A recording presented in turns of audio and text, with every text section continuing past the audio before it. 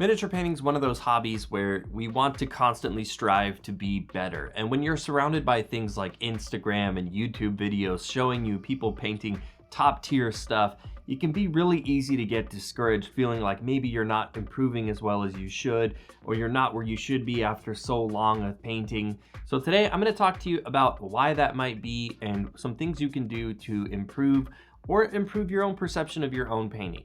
First thing you can do is paint. I can't say that enough. Make sure you're putting in time at your hobby desk, getting reps in, and just working on your minis. I try to make a goal of painting at least an hour a day every single day if I can. If I can get more in on certain days, great. But I'll generally get up extra early, get the kids off to school, and then I've got about an hour or so before I have to get ready and start doing stuff for work. So I just sit down and get a little painting in. Wherever you can find to work that in for your day, after you start to do it for so long, it does become sort of a habit. And so just kind of building those good habits is going to help make you better. No matter where you are in your painting journey, what techniques you want to learn or anything like that, you'll always get better if you just put in the time. Now, on the flip side of that, while practice and time is good and will make you better, it'll improve your brush control, you'll get more used to how your specific paint brands that you like to work with will act. All that kind of stuff comes with experience. But there's also no substitute for studying your craft and learning stuff. Now with, kind of YouTube becoming big and the internet and everything, it's so much easier to learn miniature painting now, or really any skill, than it ever has been before. And so I highly recommend find good videos online, from people like Squidmar or Miniac or Ninjon, Brent from Goobertown, any of this kind of stuff. I mean, there's so many great tutorials out there, hopefully some from me in the future, but just, absorb as much as you can. Listen to good podcasts, like Paint Bravely is a great podcast. They're always throwing out little tips and things that I find I end up using in my painting all the time. Stuff like that. It's just good to immerse yourself in it if you really want to get better and learn.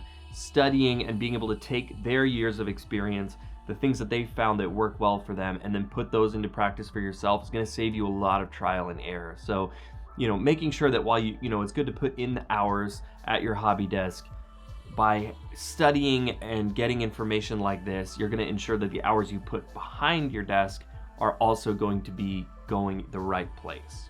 Let's find that glue. Whoa! What are you doing in here, you little sneak? You know what? That's not even important right now. We got bigger things to talk about. 93% of you guys haven't subscribed yet, so what are you waiting for? I'll make you a deal. You subscribe, and I'll let you out. Next, be careful that you're not putting up roadblocks for yourself. It's so easy to get like a centerpiece model like a Silent King or a Magnus the Red. You spent over $100 on it, you don't want to mess it up, and so you tell yourself, when I'm ready, I'm gonna paint this, and then you shelve it, and it sits there for weeks, months, maybe even years sometimes, and then a lot of times, more often than not, it doesn't end up painted. Don't be afraid of it. The nice thing about painting is you can always paint over it again. Paint the freaking model. It doesn't matter if it doesn't turn out like you thought it would or anything like that. Do this for fun. Don't tell yourself you're gonna build up to it. Just paint the damn model, because 9 times out of 10, it's gonna look great and you're gonna have way more fun doing it than just letting it rot on the shelf. And the same thing goes for like nice equipment or nice paints. If you buy sable brushes or you buy, whatever higher end paints than you had before or whatever the thing might be, just use them. Don't tell yourself, when I'm better, I'm gonna start using my sable brush because I don't wanna ruin it. Well, the point is, you're gonna ruin those brushes probably unless you really learn good brush habits. That's all part of the learning experience, and you might be handicapping yourself by putting these unrealistic or unnecessary roadblocks on yourself. So don't be afraid of messing it up and just paint bravely. Did someone say paint bravely? That's a fantastic idea. Listen up, I got something to show you. See this? A couple hours ago, there was no paint on this model, and I didn't know what to do with it. So you know what I did? I put paint on this model. What's the worst that could happen? And look at this. I think this is gonna be alright. I think this is gonna be great. And that, my friends, is painting bravely. Next, paint different stuff. This is really important because if you've been painting Space Marines for the last 2 years and you haven't really painted anything else, painting different stuff is going to use different techniques. Maybe pick up a Stormcast model, or go buy an Underworld's warband, or buy some Conquest minis, or buy literally anything else. Paint plastic army men, 3D print stuff, it doesn't matter. But the point is, if you've been painting robots and you haven't been painting organic stuff, then maybe you're not using washes a certain way. Maybe you're not using contrast paint. Maybe you're not working on shading muscles or shading stuff like that. And it's really important to make sure that you're learning and practicing lots of different techniques. And maybe you don't use wet blending a lot, or you don't use glazing a lot on your army's color schemes, but by painting other models, you're gonna free up opportunities to learn these other techniques that maybe your current scheme just doesn't really call for. Next, stop comparing yourself to other people.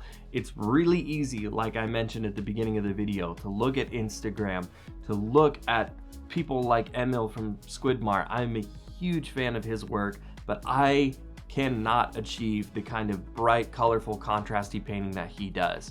And it would be really easy to get down on myself if I, really wanted to try to achieve that and felt like my painting was just not living up to it. But then, in its own right, I should be proud and happy of what I paint, and you should be proud and happy of what you paint. So be very careful about comparing yourself to other people's work, and just enjoy what you paint. If you're proud of how your paint job came out, if you feel like it's better than the last mini you painted, then that's a win in my book.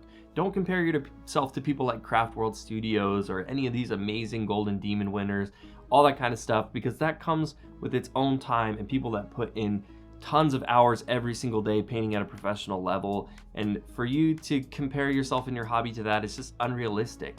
You're not going to go out and play baseball at your local softball league once a month and then compare yourself to a professional baseball player and be upset when you don't smack balls out of the park on a regular basis like those guys do.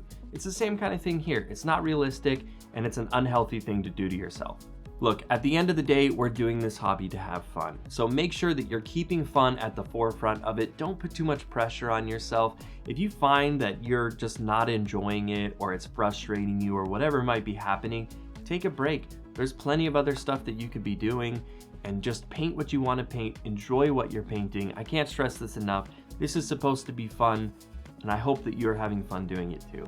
Anyways, guys, that's it for this video. Thanks so much for joining me again for another one. I'd love for you guys to sound off in the comments and let me know what you thought about this one. As always, be sure to support your local game stores. Show those guys some love. Keep them in business. They really need it. And as always, thank you so much for watching, and I'll see you in the next one.